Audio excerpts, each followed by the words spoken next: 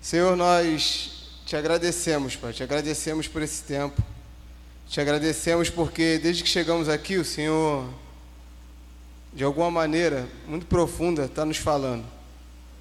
Te agradecemos, ó Pai, por esse momento de doação, te agradecemos que o Senhor está trazendo a sua igreja para o lugar onde o Senhor deseja, porque a sua igreja está lá, Deus, ela é imaculada, ela é perfeita em Ti, mas nós, como pessoas que representamos a sua igreja aqui na terra, que somos a sua igreja, precisamos de conserto, precisamos ser reformados, precisamos ser transformados. Então Deus, gere em nós essa reforma, ou seja, traga novamente a forma original, traga novamente aquilo que o Senhor já sonhou. Senhor, que em nome de Jesus a palavra que vai ser ministrada aqui nos toque de forma bem profunda. Não me deixe, Pai, de nenhuma maneira ser empecilho para que a Tua vontade seja feita e cumprida através da Sua Santa Escritura. Que o Senhor projete através de mim, ó Pai, a Tua verdade.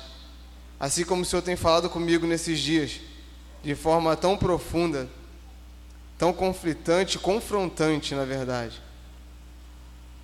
Que o Senhor fale com a igreja, em nome de Jesus. Amém? Amém. Beleza. Tudo bom, pessoal? Estava com saudade de vocês já.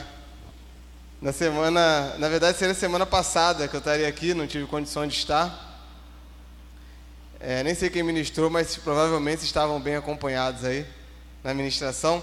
E hoje a gente vai dar continuidade, a gente vai falar sobre as batalhas, né? Aquilo que tem, de alguma maneira, nos impedido de sermos igreja, de vivermos o chamado de Deus, de sermos uma igreja relevante. E coube a mim hoje falar um pouco sobre egoísmo, que talvez seja um tema, um dos mais fortes e mais reais para se tratar hoje dentro da igreja. Porque dizem alguns estudiosos que essa é a geração mais egocêntrica de todos os tempos. Nunca se viu uma geração tão centrada em si mesmo. Uma geração que tem se afogado dentro de si mesmo. Uma geração que você não precisa de tantas batalhas exteriores para matá-la. Na verdade, ela está morrendo dentro de si. Uma geração que não consegue ultrapassar a gigantesca barreira do próprio umbigo. Então, o limite para essa geração, e a gente está falando aqui de 2000 anos da história do cristianismo, de mais ou menos 2000 anos aí, de grandes homens que se passaram. E aí, talvez uma das grandes falhas para hoje, para o nosso tempo, é uma igreja que não conhece a história da igreja. É mais ou menos assim: você sabe quem é seu pai, sabe quem é sua mãe, mas nunca se interessou para perguntar a eles como que foi a infância deles, o que eles passaram, nunca se interessou pela sua história. É mais ou menos esse tempo que vivemos. Uma igreja que não conhece a história da igreja, e por não conhecer a história da igreja, comete os mesmos erros que os antepassados cometeram, não aprendem a verdadeira doutrina da palavra de Deus, e por isso você vai ver tanta loucura sendo pregada aí. Você vai ver gente falando para você trazer seu carro, porque Deus vai te dar uma Ferrari. Me dá o seu carrinho de 30 milzinho, que eu vou te dar uma Lamborghini. Vai até aquele diácono ali, porque ele tem um contrato para tu passar na hora. Já está tudo esquematizado, cara. Heresia. E a galera bebendo e comendo isso em rede nacional. E alguns que acham que são muito instruídos na palavra, olha, aquilo nunca que eu vou fazer isso. Mas não é porque conhece muito a palavra, é porque não tem coragem de dar o carro. Porque se talvez fosse uma coisa mais barata e falasse, me dá isso aqui, que você vai ganhar algo em troca, você faria. Deus está nos chamando para um tempo de esclarecimento, de profundidade. O pastor Maxwell estava falando aqui sobre os extremos, né? E Zé de Aquino ele fala o seguinte, uma frase muito forte, que em algum momento os opostos se encontram. Em algum momento os opostos se encontram. Na verdade é a mesma coisa. Vai ser a mesma coisa. A galera que só quer saber de ver bola de fogo e a galera que só vê bola de neve, né? Sem ser nada a ver com a bola de neve, tá? Com a igreja. Então a galera que só quer ver as peripécias, a galera que só quer o pão que Jesus pode dar, o pão humano, não o pão do céu, que é o próprio Jesus, eles preferem comer uma bisnaga que Jesus multiplica do que provar do próprio pão vivo que está diante deles. Uma galera que quer fazer peripécias. E outras pessoas que são tão religiosas, tão centradas na sua própria teologia, que a sua própria teologia não consegue ultrapassar nem o muro do vizinho para cair no lado da casa do cara. Deus está nos chamando para um tempo de reflexão. Então, como a gente vai falar hoje sobre egoísmo, eu quero dizer o seguinte, que muito provavelmente o egoísmo, o egocentrismo, tem sido um verdadeiro câncer dentro das igrejas. Primeiro, porque muitas pessoas acreditam que realmente tem um ministério. O meu ministério, ou a minha igreja, ou o meu isso. E esqueceram de um princípio básico da reforma, que é somente a Deus. Deus está te chamando para voltar a esse tempo. Estou falando isso porque eu tenho batido muito nessa tecla, ministrando com jovens, trabalhando com missões, de restaurar jovens e levá-los novamente a entender o Evangelho. É que eu estou falando de uma geração que consegue dizer que anda com Jesus, ou pensa andar com Jesus, consegue dizer que vive para Jesus, criar camisas de congresso gospel, mas não conseguiram ainda deixar nenhum espaço dentro de si reservado para Jesus, porque o seu eu o preenche tanto que ele não precisa de Jesus, ou pelo menos tenta se convencer. Espero que isso não seja conosco, se for, essa noite Deus vai nos tratar, amém? Vamos lá? Lucas 22. Vamos passear um pouco aqui dentro dessa passagem. Aqui vai falar sobre a conspiração e sobre a ceia do Senhor. Há um tempo atrás Deus me levou a ministrar sobre essa palavra, mas num outro viés eu quero compartilhar com vocês aqui. Lucas 22, do versículo 19 em diante, diz assim: tomando o pão, deu graças, partiu e deu aos discípulos, dizendo: isto é o meu corpo, dado em favor de vocês. Façam isso em memória de mim. Da mesma forma, depois da ceia, tomou o cálice, dizendo: este cálice é a nova aliança no meu sangue, derramado em favor de vocês. Mas eis que a mão daquele que vai me trair está com a minha sobre a mesa. O Filho do Homem vai como foi determinado, mas ai daquele que o trair. Eles começaram a perguntar entre si qual deles iria fazer isso. Surgiu também uma discussão entre eles, acerca de qual deles era considerado o maior. Diga, o maior. Disse-lhe Jesus: os reis das nações dominam sobre elas, os que exercem autoridade sobre elas são chamados de benfeitores, mas vocês não serão assim, vocês não terão essa mordomia, né? Ao contrário, o maior entre vocês deverá ser o menor, e aquele que governa o que serve. Pois quem é maior, o que está à mesa ou o que serve à mesa? Não é, porém, aquele que está à mesa, mas eu estou entre vocês como quem serve. Vocês são os que têm permanecido ao meu lado durante as minhas provações. Eu lhes designo um reino, assim como meu Pai designou a mim, para que vocês possam comer e beber a minha mesa no meu reino, e sentar-se em trono, julgando as 12 tribos de Israel. Simão, Simão, Satanás pediu vocês para peneirá-los como trigo, mas eu orei por você, para que a sua fé não desfaleça. E quando você se converter, Simão, fortaleça os seus irmãos. Amém? Amém? O que está acontecendo aqui? Os discípulos estão na ceia, todo mundo conhece a passagem da ceia, é bem conhecida, ou seja, pelo menos uma vez no mês você vai ouvir sobre a passagem da ceia. O contexto aqui é final de ministério de Jesus na terra. Jesus tinha passado mais ou menos aí 3 anos andando com os discípulos. Ele tinha chamado os seus 12. Tinha uma galera que andava com ele, mas os seus 12 eram aqueles que ele estava preparando para serem apóstolos. Jesus chega para eles e faz alguns desafios. E aí a gente pode pensar em alguns defeitos dos apóstolos e algumas virtudes. Mas uma coisa que nos chama muita atenção é que, quando Jesus chama eles, não sei se você também já se questionou, Jesus fala, vem. A sensação que dá é que realmente eles deixam tudo e vão. Isso é fácil fazer? Vem, deixa tudo aí e me segue. Quantos aqui já fizeram isso?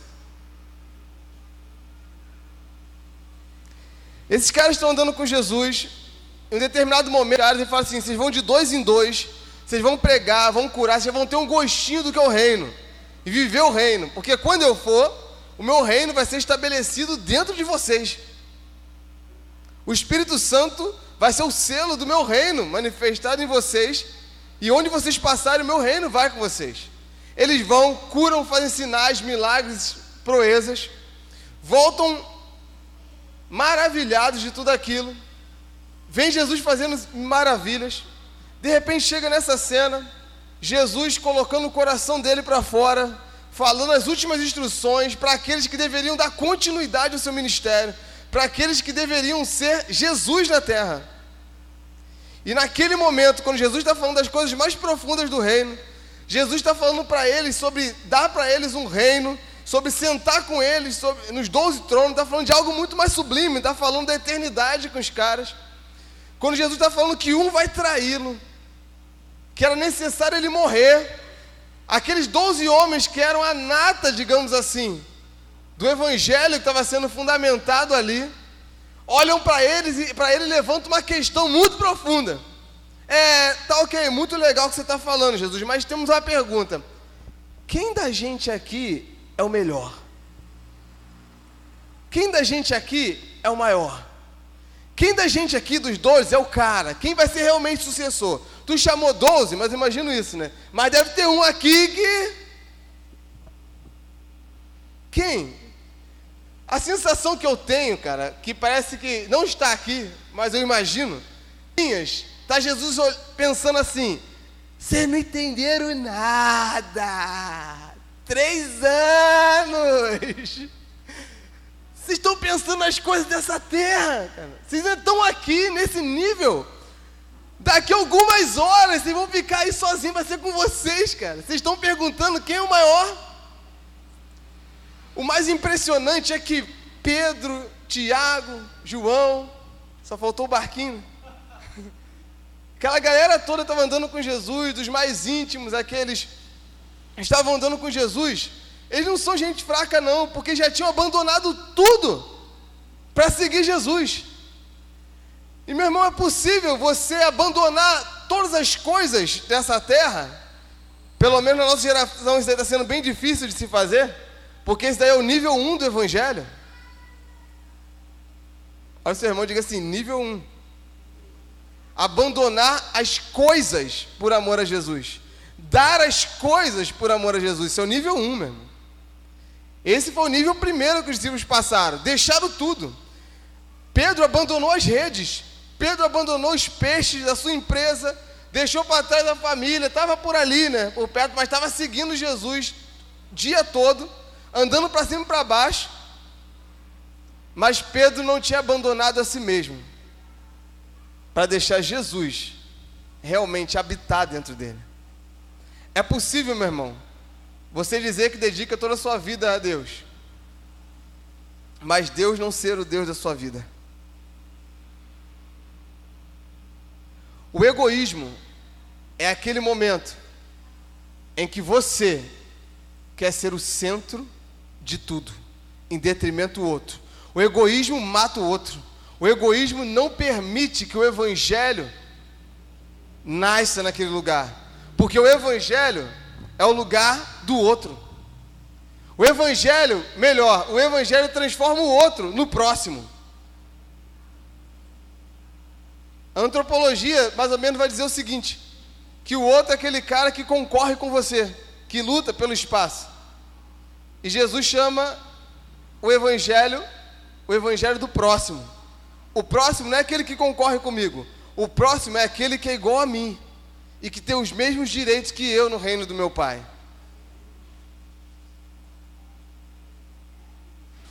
Pedro tinha ali decretado uma sentença para ele. Uma coisa muito forte na nossa geração é que nós temos um discurso muito bonito, muito romântico, mas uma vida velha, muito vazia. Por quê? Porque antes do preenchimento do evangelho em nós, é o esvaziamento de nós para que o evangelho entre. E a parte mais louca disso é que quando você se converte, quando eu me converto, nós temos uma bela tendência a criar uma capa que nos protege, uma capa de piedade, uma capa de caridade. Nós podemos tranquilamente levar alimentos para uma pessoa, não porque nós temos o coração voltado a Deus e ao próximo, mas porque fazer o bem, teoricamente, me torna bom. Porque a gente consegue pegar uma coisa tão boa e tão profunda e tão de Deus quanto isso aqui, e transformar em algo satânico, simplesmente para tirar uma selfie.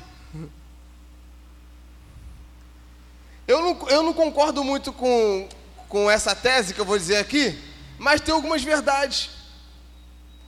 Olhando o Facebook de alguém, você não vai saber quem realmente é aquela pessoa, mas com certeza você vai pegar uns bons atos falhos daquela pessoa, onde realmente vai demonstrar o que está lá dentro.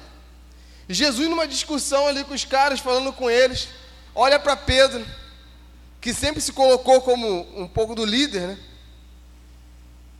E fala: Pedro, Satanás pediu a vida de vocês para eu poder peneirar, para ele poder saculejar, para ele poder passar na peneira, mas eu orei por vocês. E Jesus lança uma frase muito forte para Pedro: quando você se converter, irmão, fortalece o seu irmão que está aí do seu lado. Quer ofender um crente, cara, é chegar para ele e falar assim: cara, você tem que se converter. Alguém já passou por isso? Quer matar um crente Oi? Um pastor, então, já era, né? Tá maluco? Você pegar alguém ali de liderança e falar: cara, você tem que quando você se converter, o quê, irmão? O que você está falando contra mim? E Jesus olha para ele e fala: ó, depois de 3 anos andando com Jesus, não é andando comigo e com o pastor Maxwell, não, é andando com Jesus, mano. Depois de 3 anos, na hora de você ganhar o seu certificado, seu mestre olha para você e fala assim: cara, você tem que se converter. Tu não entendeu nada. Você tem que se converter. Quando você se converter, meu irmão, você vai olhar para o lado e vai fortalecer o outro. Uma vez perguntaram o seguinte, sempre tem essas coisas, me chamam no congresso, aí, mais ou menos assim, lembro 100% da pergunta, que era mais ou menos assim: cara, meu sonho é ser um grande ministro, cara, meu sonho é ser um grande ministro, daqueles bem conhecidos, sabe, aqueles caras que estão lá gravando os vídeos, tá, ser um grande ministro mesmo de Deus aí, um Paul Washer da vida, um John Piper, nesse nível, né, fraquinho o cara, né, um Nicodemos. Quero ser um grande ministro, cara, daqueles bem conhecidos, mas eu sei que para isso ainda tem que amadurecer ainda mais na fé e tal. Qual o sinal que eu vou perceber que eu já estou amadurecendo? Eu falei: o sinal é simples, cara. Quando você parar de pedir para ser um grande ministro, você vai perceber que você está amadurecendo. Porque um dos grandes sinais de amadurecimento espiritual é quando você entende que sola Cristo, sola graça, sola Escritura, sola fide, sola Deo glória. Somente Cristo, somente a graça, somente as Escrituras, somente a fé, somente a Deus dê glórias, somente a Ele. Esse é um bom sinal de que começamos a caminhar na maturidade em Deus. E de repente Jesus chega para ele e fala assim: quando você se converter, olha para o seu lado aí, diga assim: irmão, quando você se converter, imagina o que vai ser dos Queimados, imagina o que vai ser da Baixada Fluminense, que imagina o que vai ser do Rio. Está ofendido, irmão? O evangelho não é confortável não, irmão. O evangelho ofende mesmo. Quem disse que o evangelho é confortável? Por tentarmos pregar um evangelho confortável, a gente está vivendo essa miséria espiritual aí fora. E ali, quando ele confronta Pedro, Pedro chega para ele e fala assim: mas Senhor, que isso? Por você eu morreria, eu daria vida. Por você, que isso? Eu vou para a prisão, eu vou para a cadeia. E você conhece a história de Pedro. Foi exatamente nesse momento, foi uma reação que provavelmente você teria, eu teria. Você ser confrontado, chegar alguém para você, e quando você se converter, você está louco? Eu dou minha vida por Jesus, cara, estou aqui todo dia na igreja, estou fazendo isso, estou fazendo aquilo. Aí imagina o Espírito Santo olhando para você e falando: você não entendeu nada, sabe de nada. E quando ele vai e fala isso, ele fala: Senhor, por você eu daria a vida, estou pronto para morrer. Jesus disse: eu lhe digo, Pedro, antes que o galo cante, hoje 3 vezes você me negará. Imagina isso. Primeiro se converte, Pedro. Depois você vai me trair, você vai me negar. Eu estou falando que Jesus falou isso para Pedro logo após ele ter falado que um ia trair, cara. Imagina a cabeça de Pedro. Eu não vou fazer isso. Algumas passagens depois fala que Pedro está ali no verso 56, diz assim: uma criada o viu sentado ali à luz do fogo, olhou fixamente para ele e disse: este homem estava com ele. Jesus já estava preso ali, né? Mas ele negou: mulher, não o conheço. Pouco depois um homem viu e disse: você também é um deles. Homem, não sou eu, respondeu Pedro. Cerca de 1 hora mais tarde, outro afirmou: certamente este homem estava com ele, pois é galileu. Pedro respondeu: homem, não sei do que você está falando. Falava ele ainda, quando o galo cantou. O Senhor voltou-se os olhos diretamente para Pedro. Jesus olha para Pedro naquele momento, imagina isso. Olha para ele diretamente. Então Pedro se lembrou da palavra do Senhor que tinha dito: antes que o galo cante hoje, você negará 3 vezes. Saindo dali, chorou amargamente. Quando Pedro chora amargamente, me dá uma sensação de dar esperança. Porque o chorar amargamente representa algo para a gente. Representa alguém ali naquele momento que começou a entender que ele não era tão convertido e tão bom assim como ele pensava. Começou a entender que ele precisava ainda caminhar muitas milhas. Começou a entender que ele tinha e poderia fazer isso por várias vezes, negado Jesus. Nós somos uma geração que nega Jesus constantemente, mas nós somos uma geração que não chora amargamente pelaquilo que fazemos. Nós não choramos por aquilo que cometemos. Nós continuamos pecando e fazendo as mesmas mazelas, achando que Deus tem que olhar para nós e nos aceitar do jeito que estamos. Nós não entendemos a degradação do ser humano. Nós somos potencialmente degradados, ruins, pecadores. Mas não sei que no meio disso tudo, alguém nos convenceu com uma palavra muito motivacional, de que nós somos bons, que nós já conhecemos Jesus, que já somos cheios do Espírito Santo, que já entendemos a sua palavra. Todo mundo acha que é bom pregador, todo mundo acha que é um bom teólogo, todo mundo acha que já conhece Deus. Se você entrar no Facebook, se você entrar no YouTube, tem uma geração de pessoas que veio para a fé hoje, já está gravando um montão de vídeo, achando que tem muito a que ensinar, e daqui a 2 semanas está abandonando a fé. Jesus estava alertando Pedro, você vai abandonar a fé. Pedro, você andou comigo 3 anos, você viu sinais e maravilhas.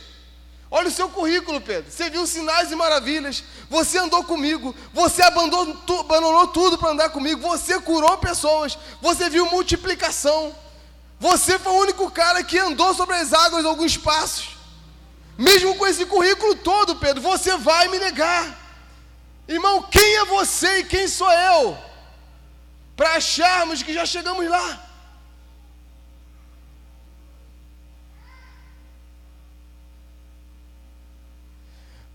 Nós estagnamos porque achamos que já chegamos lá. Nos conformamos com cultos vazios, com pessoas vazias, que entram vazias e saem vazias. Que deu um evangelho de fogo. Eu não estou falando de fogo de emoção, eu estou falando de fogo do Espírito Santo, que motivou homens como Charles Spurgeon. Quando pregava, milhares de pessoas se rendiam. Porque ele era um cara muito eloquente, tudo bem, poderia até ser um pouco. Mas era um cara que gastava horas e horas de oração. Rasgava o coração quebrantado em Deus. Homens como os jovens moravianos, meu irmão, que se venderam como escravos por amor a Deus, por amor ao outro, que abriram mão de si mesmo. Homens que entenderam que não eram nada. Nada. Homens que não tinham esse papo de o meu emprego, de o meu dinheiro, de os meus bens, o meu pai, a minha mãe. Que seu pai e sua mãe, que seu primo, sua prima, que seu irmão, sua irmã, que sua namorada, sua esposa. Você não tem nada nessa terra, meu irmão. O seu lugar não é aqui, tudo é passageiro, tudo é de Deus, para Deus e por Ele. Não há nada em nós que mova ao céu, meu irmão. Não há nada em nós que motive Deus a vir. É a sua graça, é por amor a Ele mesmo que Ele faz isso. Por amor ao seu Filho, honrando o sacrifício dele na cruz. Um Deus irado, que joga toda a sua ira sobre o seu Filho. Para que o homem, para que a degradação do homem, para que o homem tivesse esperança de voltar a Ele. E quando nós chamamos a igreja ao arrependimento, à oração, não consegue sair um choro de amargura como saiu de Pedro. Porque realmente acreditamos, Maxwell. Acreditamos que estamos certinhos, no caminho certo. Acreditamos que é isso mesmo, daqui é o máximo de igreja que a gente pode ver.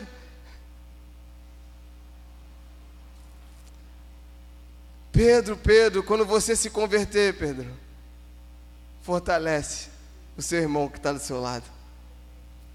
Se o nosso evangelho, meu irmão, não tem poder para pular a barreira do nosso umbigo, atravessar a nossa porta e pular o muro do seu vizinho, meu irmão, esse não é o evangelho de Deus, porque o evangelho de Deus, ele tem poder. É o poder de Deus para salvar o homem. Voltemos ao Senhor. Jesus estava dizendo para Pedro, mostrando: Pedro, olha para mim. Os caras chegaram: Senhor, quem é o maior? Meu Deus, quem é o maior? Quem tem mais razão? Quem está mais certo? Quem, Senhor? Quem conhece mais do Evangelho? Quem tem mais respostas bíblicas para a questão X e Y? Quem, Senhor? Meu irmão, eu não tenho mais carcaça para certas coisas. Quando eu vejo gente chamando para aqueles debates pseudo-teológicos, só para no final alguém dizer que saiu com a razão, a gente não tem mais tempo para isso. Deus está chamando a gente, meu irmão, para um arrependimento genuíno. Jesus está falando: olha para mim. Os reis, eles têm domínio e poder. Quem tem mais honra? Quem está sentado à mesa ou quem está servindo à mesa? Claro que aquele que está sentado. Aí Jesus, então, eu sou o que está servindo. Mas mestre, estou perguntando quem vai ser o maior, porque daqui a pouco tu vai vir de foice e vai ganhar aqui, né? Na cabeça dos discípulos, Jesus ainda ia ser Davi, ia sentar num trono humano. E Jesus está falando, não, vai ter trono para vocês, mas não é aqui não, cara. Vocês não estão entendendo, não, mas gente, vem cá, gente, vamos lá, outra vibe. Uma vez eu estava numa ministração, o Espírito Santo falou muito no meu coração, que se houvesse uma terceira opção, que não fosse ir para o céu e viver com Deus, né, ou estar com Deus na glória, ou ir para o inferno e padecer, e a terceira opção fosse ficar aqui na terra com tudo que você tem, mesmo sem a presença de Deus, a grande parte da igreja escolheria ficar na terra, com tudo que conquistou, viver a tua vidinha, pela eternidade, com seu Camaro amarelo, ou com seu Fuscão branco,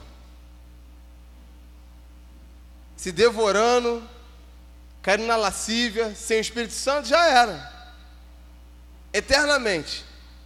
Porque tem muita gente que só quer o céu por medo do inferno, não porque ama a Deus. Se tivesse uma terceira opção, a galera ficaria aqui, cara, trabalharia, faria 5 faculdades a mais. É eterno? Quantas faculdades dá para tu fazer na eternidade? Pedro, quando você se converter, Pedro, fortalece seu irmão. Quando você se converter, Pedro, olha para o lado, para de olhar para dentro, olha para o lado. E Jesus está falando, olha para mim, cara. O maior não é o que está sendo servido, o menor não é o que serve. Então, eu sou aquele que está servindo a mesa, sou eu que sirvo, eu que estou servindo. Sabe por que Jesus está falando isso? Porque Jesus foi o servo sofredor. Jesus, Paulo lá em Filipenses 2, rapidinho, Filipenses 2, vai falar sobre o que Jesus fez, um ensino para a gente combater esse maldito egoísmo que nos consome e que não nos deixa nos entregarmos por inteiro a Deus. Filipenses 2 diz assim, no versículo 5 em diante: seja a atitude de vocês a mesma de Cristo Jesus, que embora sendo Deus, não considerou que o ser igual a Deus era algo que devia apegar-se. Diga assim, desapego. Jesus se desapegou. Jesus não teve por usurpação. Jesus não quis tirar vantagem do fato de ser Deus. Jesus estava aqui na terra como homem, dizendo, desapega. O que é o apego? Apego é uma prisão interna, muitas vezes por algo externo. Apego é quando você bota o seu coração em uma coisa que não tem condições de cuidar do seu coração, ou em alguém que não tem condições de cuidar do seu coração. De tudo, guarde seu coração, irmão. De tudo, guarde seu coração. Só Deus pode cuidar dele. Desapego. Jesus se desapegou. Em seguida, fala que Jesus esvaziou-se de si mesmo. Esvaziamento. Primeiro ponto, o primeiro nível, meu irmão, é o desapego. Por quê? Eu não posso me esvaziar daquilo que eu estou apegado.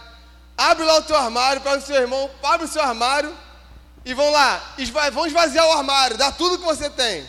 Meu irmão, você nunca vai conseguir esvaziar o seu armário se você estiver apegado às coisas que estão lá dentro. Você nunca vai conseguir se lançar em Deus enquanto seu coração ainda está nessas coisas aqui. Se esvaziou, vindo a ser servo, tornou-se semelhante a homem. Jesus veio servir. A palavra servo, um dos principais significados utilizados no Novo Testamento, no grego, é a ideia de escravo. De escravo. As cartas do apóstolo Paulo, elas vêm no grego, no original vem escrito: Paulo, escravo de Jesus Cristo. Jesus está dizendo, eu estou aqui para servir vocês na posição de escravo, na posição mais humilhante, para ensinar vocês que enquanto vocês não conseguirem olhar para o outro, vocês não entenderam o Evangelho. O Evangelho é descentralização do eu. O Evangelho combate Lúcifer, combate o diabo. O que ele fez? Olhou para si, desejou ser maior. Uma geração de pessoas que querem ser grandes, porque aprenderam desde criança que para você ser alguma coisa, você tem que ter. E o Evangelho é a primeira coisa que você aprende, nível 1 ainda, hein, gente? Nível 1 é perder e perder. Você é um campeão, vencedor.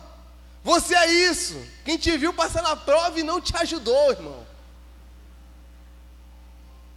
E Jesus se desapega. Jesus abre mão de si mesmo.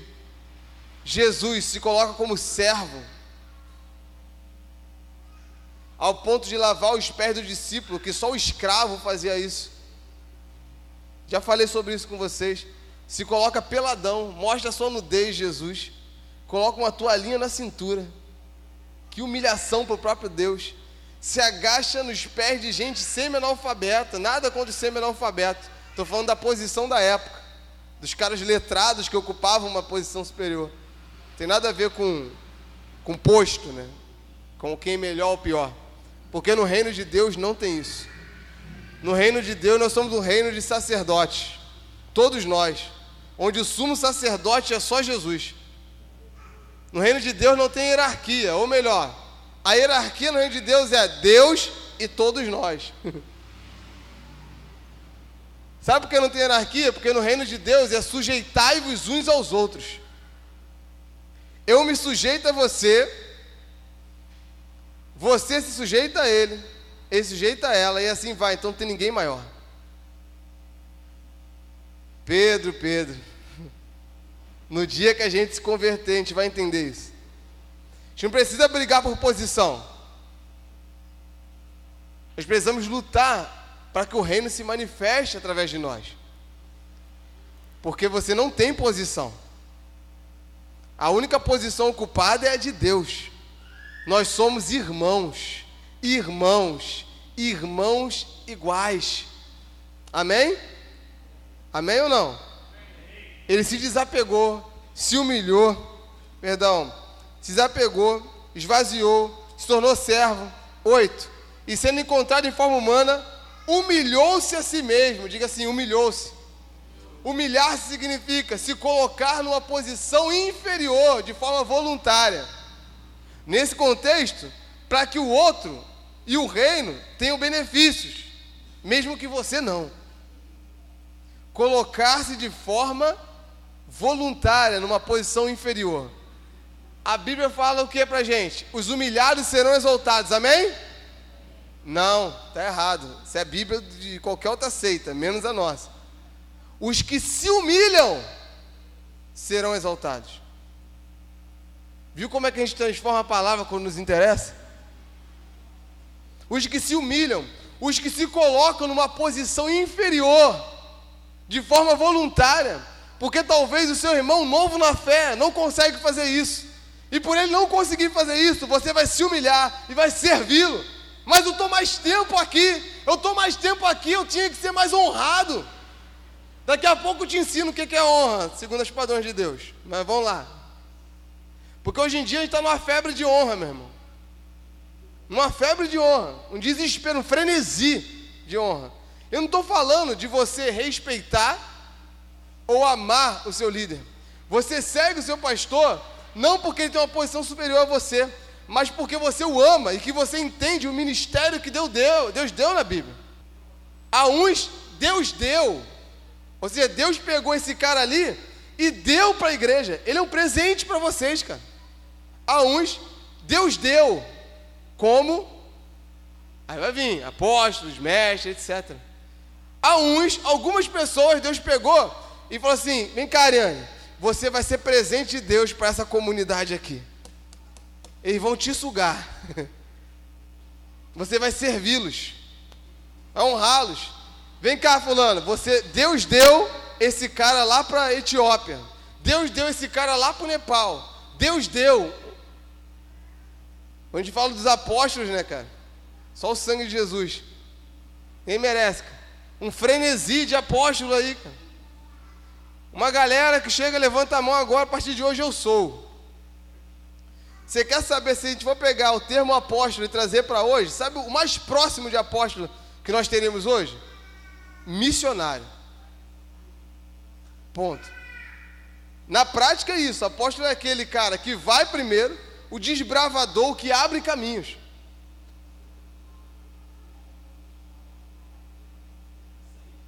Amém? Quer ser apóstolo? Abraça a missão que Deus deu à igreja e dê a sua vida pela causa. Nessa hora era aquele amém forte, né? Vou cantar aqui uma musiquinha que vocês vão... Não é? Eu acredito que esse silêncio é o silêncio daqueles que curam, né? Mas também não me importa, não precisa falar não, nem dá amém. Vamos lá. Olha aqui, sendo encontrado em forma humana, humilhou-se a si mesmo, foi obediente até a morte, e morte de cruz. Obediência. Humilhou-se e foi obediente, diga assim, obediente, até a morte. Nem obedecer uma vez ou duas. Deus te deu uma ordem, e você foi até o fim. Você deu a sua vida por aquilo. Mesmo que o final seja um final de cruz. Ou melhor, que a sua passagem para a eternidade seja a cruz. Quantos aqui se consideram discípulos de Jesus? Diga amém. De verdade? Quantos aqui aceitariam fazer um teste para ver se vocês são discípulos de Jesus? Diga amém. Amém? Amém. Vê se vocês se identificam com isso aqui. Algumas marcas de um discípulo de Jesus. Fiz questão de anotar para vocês, para a gente. Amém?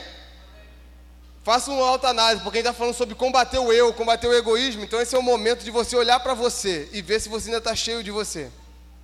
Porque se a gente não está conseguindo cumprir isso daqui, que Jesus falou que seus discípulos cumpririam, significa que nós ocupamos muito espaço de nós, nos afogando em si mesmo, e o Espírito Santo não consegue atuar em nós. Diga assim, voltemos ao Evangelho. Amém? Mateus, olha para dentro de você agora. Mateus 12:30. Aquele que não está comigo, está contra mim. Aquele que comigo não ajunta, espalha. Mateus 16:24 e 25. Então Jesus disse aos seus discípulos: se alguém quiser acompanhar-me, negue-se a si mesmo, tome a sua cruz e siga-me. Pois quem quiser salvar a sua vida, perderá. Mas quem perder a sua vida, por minha causa, a encontrará. Mateus 10:37 e 39. Quem ama o seu pai ou a sua mãe mais do que a mim, não é digno de mim. Quem ama seu filho e a sua filha mais do que a mim, não é digno de mim. E quem não toma a sua cruz e não me segue, não é digno de mim. Quem acha a sua vida, a perderá. Mas quem perder a sua vida, por minha causa, a encontrará. Mateus 10:32 e 33. Quem, pois, me confessar diante dos homens, eu também confessarei diante do meu Pai que está no céu. Mas quem me negar diante dos homens, eu também negarei diante do meu Pai que está nos céus. Mateus 5:43 e 44. Vocês ouviram o que foi dito: ame o seu próximo e odeie o seu inimigo. Mas eu lhes digo: ame os seus inimigos e orem por aqueles que os perseguem. Lucas 6:27 e 33. Mas eu digo a vocês que estão me ouvindo: ame os seus inimigos, faça o bem aos que os odeiam, abençoe aquele que está te amaldiçoando, aqueles que te maltrataram. Se alguém lhe bater em uma face, ofereça também a outra. Se alguém tirar a capa, não impeça que tire também a sua túnica. Dê a todos que lhe pedir, e se alguém tirar o que pertence a você, não lhe exija que o devolva. Como vocês querem que os outros lhe façam, façam também vocês a eles. Que mérito vocês terão se amarem os que os amam? Até os pecadores amam os que os amam. Que mérito vocês terão se fizerem o bem àqueles que são bons com vocês? Até os pecadores agem assim. Como diz um amigo meu, João Petrecelli, que está lá na Nova Zelândia, em missões no Nepal, Com muito menos do que isso, meu irmão, você monta um bom religioso. Mas com menos do que isso, você não forma um discípulo de Jesus. Com menos do que isso, nós não somos discípulos de Jesus. Será que Jesus está ensinando para os discípulos dele? Deus está nos chamando para um outro nível, meu irmão. Para uma outra coisa, mas a gente não consegue vencer o nosso eu, cara. Se a gente não consegue olhar para o nosso lado e sentir a dor do outro. Se você não consegue derramar lágrimas, porque aquela pessoa que está ao seu lado está indo para o inferno agora, padecendo no pecado. Nós precisamos voltar. Pedro, quando tu se converter, fortalece seu irmão. E para a gente fechar, Pedro não fica assim. Você conhece a história de Pedro, é muito profunda. A Bíblia fala que Pedro ele foi restaurado por Jesus. Lá em João 21, eu só vou ler aqui, 15 em diante, diz: depois de comerem, Jesus perguntou a Simão Pedro: Simão, filho de João, você me ama mais do que este? Olha aqui, você me ama mais do que eles? Depois do que Pedro fez tudo isso, Jesus ressuscitou, voltou, teve com Pedro. Pedro bem amuado, que daí aquele cara, né? Pô, Senhor, que é o maior? Tu me ama mais do que esse? Disse-lhe: sim, Senhor, tu sabes que te amo. Disse Jesus: cuida dos meus cordeiros. Novamente Jesus disse: Simão, filho de João, você me ama? Ele disse: sim, Senhor, tu sabes que te amo. Disse Jesus: pastorei as minhas ovelhas. Pela terceira vez, ele disse: Simão, filho de João, você me ama? Pedro ficou magoado, porque Jesus lhe perguntou pela terceira vez: você me ama? Olha aqui, terceira vez, te lembra alguma coisa? 3 negações. Ele disse: Senhor, tu sabes todas as coisas, sabe que te amo. Disse Jesus: cuide das minhas ovelhas. No original, você deve ter ouvido isso. Quando Jesus pergunta para ele, está falando, o amor, né, para a gente tem 1000 significados. Ou melhor, tem um significado, né? Eu me ama, né? Eu amo você, eu amo Big Mac, eu amo andar de bicicleta, né? Eu amo qualquer coisa, amo cachorro e também amo o morador de rua, né? Eu amo, tu ama tudo. Te amo, te amo. Mas no original, no que foi escrito, ali no grego, tem outra significação, ou seja, tem diferenças de amor. Jesus pergunta para ele: Pedro, tu me ágapes? Pedro, tu me ama com amor de Deus, com amor de sacrifício? Pedro, tu me ama a ponto de morrer por mim, como você falou? E Pedro responde no original: Pedro, Senhor, eu te filéu. Filéu significa amor de amigo, companheiro, parceiro. Pedro, tu me ágapes? Tu morreria por mim? Senhor, eu te amo como meu amigo. Fechamento. Mas, sabe que eu acabei de fazer, né? Pedro, tu me ágapes? Tu morreria por mim? Tu me ágapes mais do que eles? Tu morreria por mim mais do que esses caras? Senhor, eu te filéu. Tu é meu amigo. Mas não dá não. Pedro, tu morreria por mim? Tu me ágape, me ama de tal forma que daria a vida por mim, assim como eu dei por você, Pedro? Senhor. E fala que ele fica triste, magoado, constrangido. Tu me perguntou 3 vezes. E pela terceira vez eu vou ter que te dizer: Senhor, eu te filéu. Tu sabe que eu não sou tão bom assim. Tu sabe que eu sou muito ruim. Tu sabe que eu te negaria talvez amanhã. Tu sabe que eu não te amo a ponto de morrer por você. Tu sabe que aquilo que eu disse era só falácia, era canção vazia. Aquilo que eu falei era pregação vazia no meio, para o povo olhar para mim, para os discípulos olharem para mim e ver: eu morro por você, Jesus, eu morreria por ti. Tu sabe que não, Senhor. Tu sabe que eu não sou nada. Tu sabe que eu não morreria pelo Senhor, eu não tenho nem coragem de falar que eu te amo. E a parte mais louca nisso tudo é que no exato momento que Jesus pergunta para ele, você morreria por mim, e que Pedro pela primeira vez admite que não que não pode, que não sabe, que não morreria por Jesus, que não é tão crente assim como ele pensava, que não é tão bom assim como ele pensava, que não era tão corajoso assim como ele pensava, que não era tão ministro assim como ele pensava, Jesus oferece a Pedro aquilo de mais valioso que ele tem.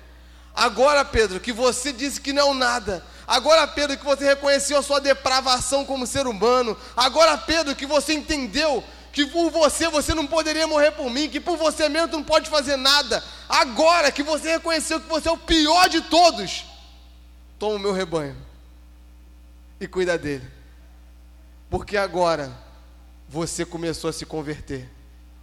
Agora, Pedro, quando você se converter, lembra? Cuida dos seus irmãos, fortalece ele.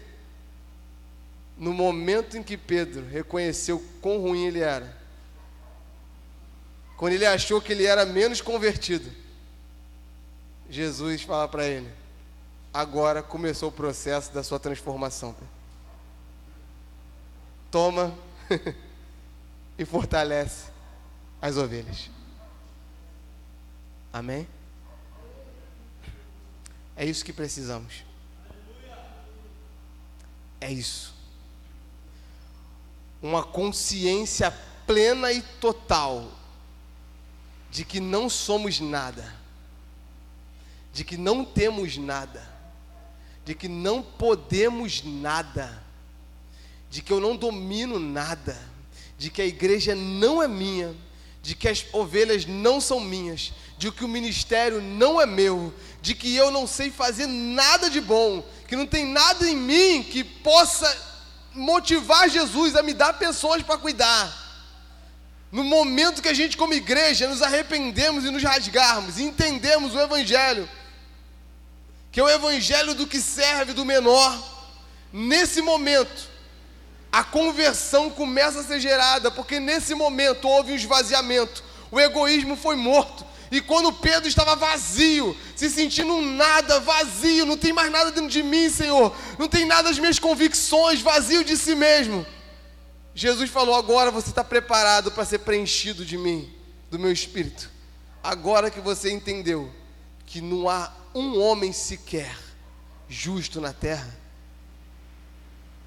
você pode cuidar das minhas ovelhas, porque em pessoas assim, que reconhecem a soberania de Deus, e reconhecem que não tem domínio em nada sobre a igreja, em nada que é de Deus, em pessoas assim, Deus começa a confiar, porque sabe que é Ele que vai fazer através delas. Se coloca de pé.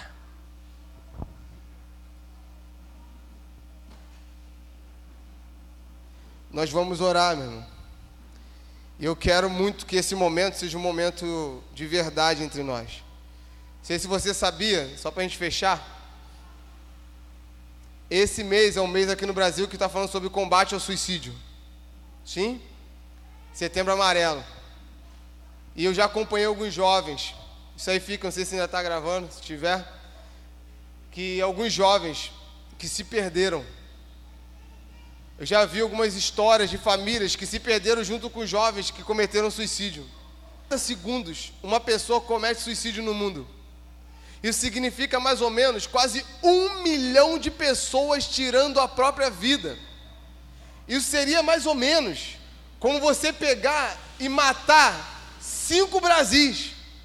Pega o Brasil uma vez e mata todo mundo. A segunda vez, mata todo mundo.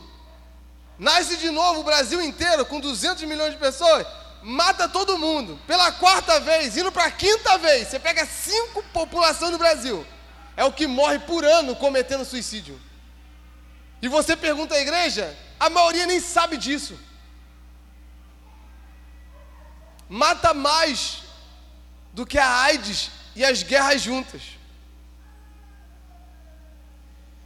pessoas cometendo suicídio, entre N motivos, desde questões psicológicas, psiquiátricas, mas a gente sabe que muitos desses suicídios é porque nós vivemos numa das gerações mais vazias de todos os tempos, com mais falta de sentido e de propósito.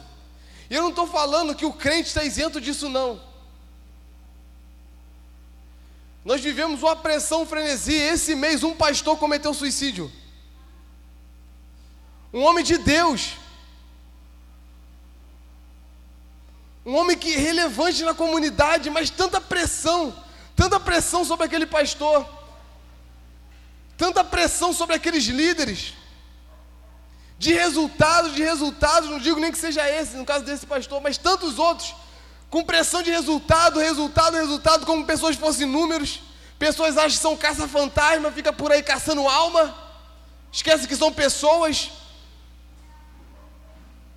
que são pressionadas para gerar número, porque número gera dinheiro, dinheiro gera poder. Estamos vivendo uma epidemia no planeta de pessoas que não conseguem encontrar um sentido para viver. E reza a lenda que nós, como igreja, temos a vida em nós, amém? Quem tem um filho tem a vida, quem tem Jesus tem a vida. E tem gente morrendo do nosso lado porque não consegue encontrar sentido da vida.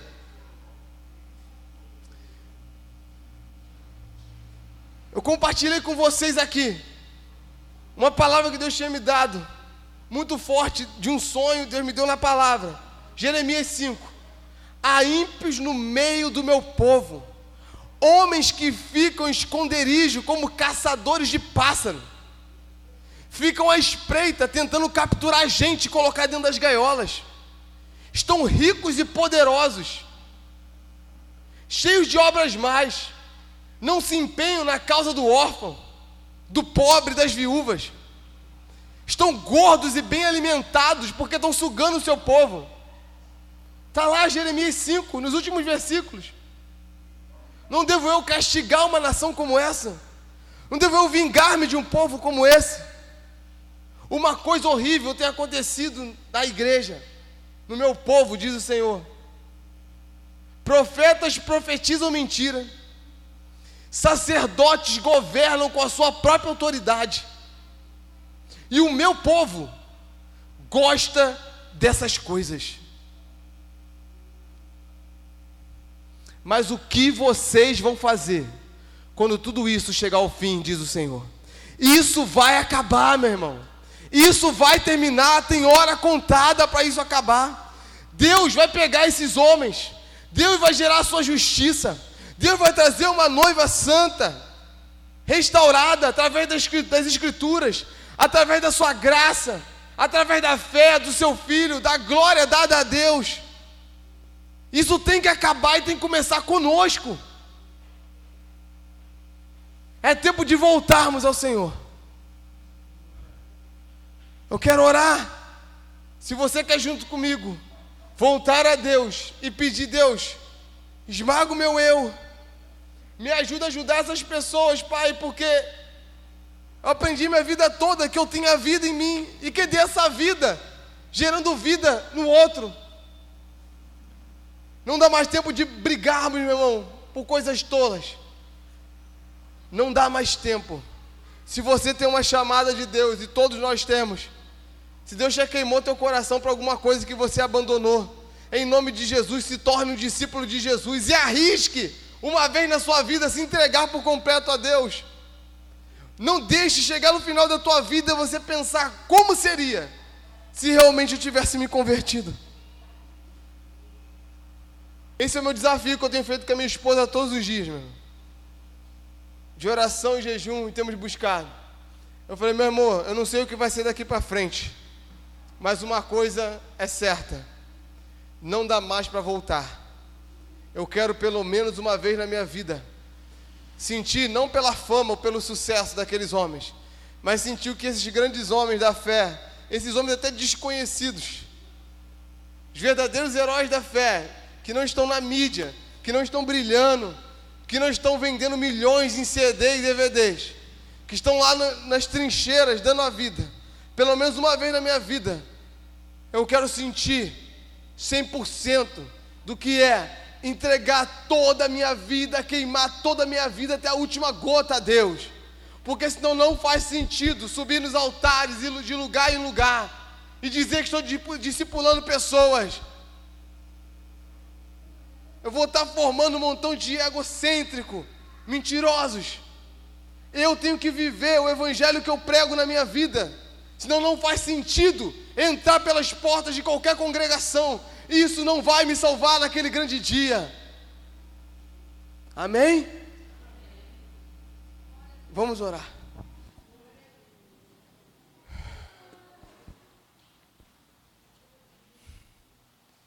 Vamos juntos como igreja. Se essa palavra falou contigo como falou comigo, meu irmão, eu digo isso porque eu te amo, porque eu amo a igreja.